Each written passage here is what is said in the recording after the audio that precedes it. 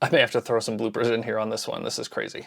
Hey, what's going on everybody? Welcome back to Collecting Casually. And in this video, we're gonna take a look at some comic books that I picked up from a local comic book show. Now, most of the time I'm pretty excited to go to local comic book shows, but unfortunately this one had a lot of vendors that I've looked at over the last year or so, and a lot of their inventory had not really swapped out in all of those shows. And unfortunately, that means you're looking at the same boxes show after show. I almost feel like I may not go to the next local show coming up this winter if it's going to be the exact same vendors. I'm just not excited to look through the same boxes filled with the same books. All right, that's enough complaining. Let's take a look at the books that I did pick up. First up is a bundle of run fillers that I picked up for my Uncanny X-Men and Amazing Spider-Man runs. First up, we have X-Men number 205. Next up, we have X-Men 222, a classic meetup between Wolverine and Sabretooth. Then we have a bit of a key here, X-Men 239. This is the first cover appearance of Mr. Sinister, as well as the first cover of Madeline Pryor as Goblin Queen. Then we have X-Men 242, just a continuation of that Inferno series with Mr. Sinister and Goblin Queen here on the cover again. Then wrapping up X-Men,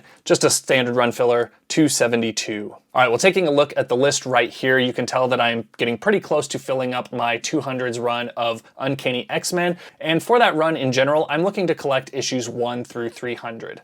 All right, let's move over to the other run that I'm really focusing on collecting, and that is Amazing Spider-Man, and we start off with Amazing Spider-Man 154. Next up, we have Amazing Spider-Man number 174. Then we have Amazing Spider-Man 182. This is actually when Peter Parker first proposes to Mary Jane Watson, and we get a bit of a cliffhanger right there at the end of the story. Then in issue 205, we have a nice Black Cat and Spider-Man cover. Then I also added 224 to the mix. All right, and then I also picked up Amazing Spider-Man 244. This is the third appearance of Hobgoblin, and there's actually a cameo appearance in here of Lefty Donovan, who is revealed to be the second Hobgoblin in the next issue. And then last up in the stack of Amazing Spider-Man books is 317. This is the fourth appearance of Venom, and the issue right after 316 when Venom makes his first major cover appearance. All right, this next stack of books is just kind of random books that I picked up at the show. I try not to do that too often, but I really wasn't finding anything else I was looking forward to buying there. Had money burning a hole in my pocket and decided to spend a bit. Really didn't go too overboard on any of these purchases though. All right, the first set of books is this 4-issue miniseries, Real Heroes. These are actually like community service books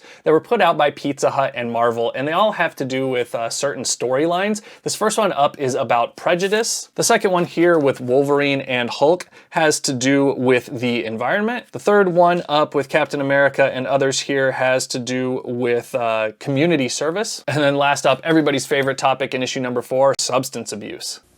Who taught you how to do this stuff? You, all right?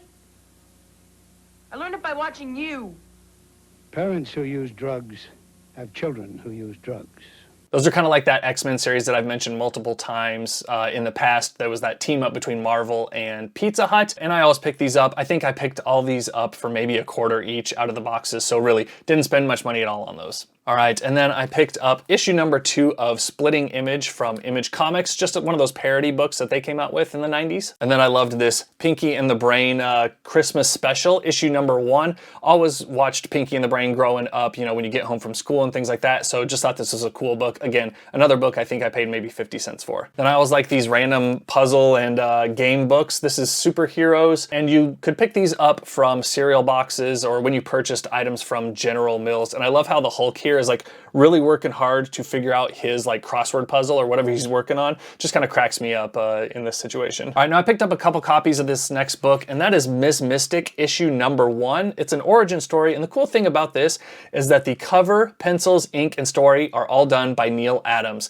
Now this is the first run here from 1982, but I also picked up 2 copies of the kind of second run here from 1987. Same story, same cover and artwork, things like that, but just a cool pickup here. Again, I think I paid maybe 50 cents for these. All right, you know it wouldn't be a recent video of mine without some Dave Stevens goodness, and I picked up a few books on the cheap at this show as well. The first up being this 100-penny press version of The Rocketeer. Just an awesome Dave Stevens cover here. I'm not a big fan of Rocketeer necessarily, but I am a huge fan of Dave Stevens and his artwork. And then I also picked up Rocketeer Adventures number 3. This is cover B. Again, awesome Dave Stevens cover work. All right, next up, I picked up The Shadow and Doc Savage. This is issue 1 of 2 in a little mini series here. Love these little zombie guys, and again, the amazing Dave Stevens art. And you may not know it, but this DC Who's Who issue from June of 1985 includes some interior work by Dave Stevens. It was actually on one of the Catwoman drawings. I picked this up recently on a vacation trip. I'll link to that video as well.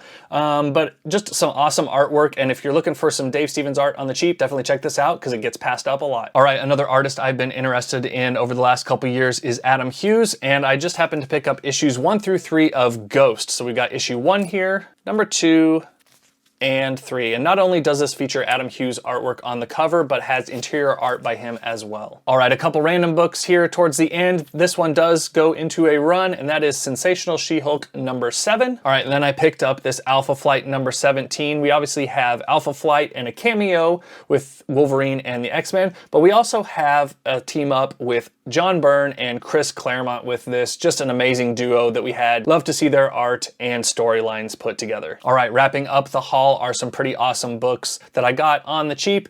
They're not in amazing condition, but they are fantastic nonetheless. And that is Fantastic Four number 84, an awesome Jack Kirby cover, Jack Kirby art inside, as well as a story by Stan Lee. All right, and then I also picked up issue number 86, again, a Jack Kirby cover and artwork, Stan Lee story. I love Dr. Doom here, just ready to make him the victims. All right, well, this was a pretty short one because, again, I just wasn't that excited to go to this comic book show. But I am going to show you a couple videos here and here of some shows that I was excited to go to, and if you would check those out, I'd really appreciate it. As always, I appreciate everybody that stuck around to watch this video. If you enjoyed it, please consider giving me a thumbs up. And if you want to see more content like this in the future, be sure you're subscribed to my channel. That's going to wrap it up for this one. Until next time, we'll catch you in the next video.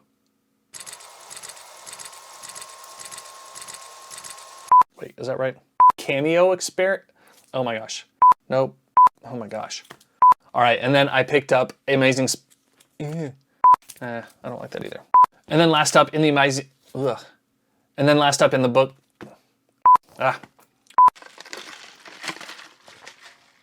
Give it a subscription... And consider...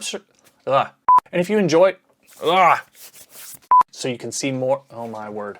And consider hitting that notification... my word.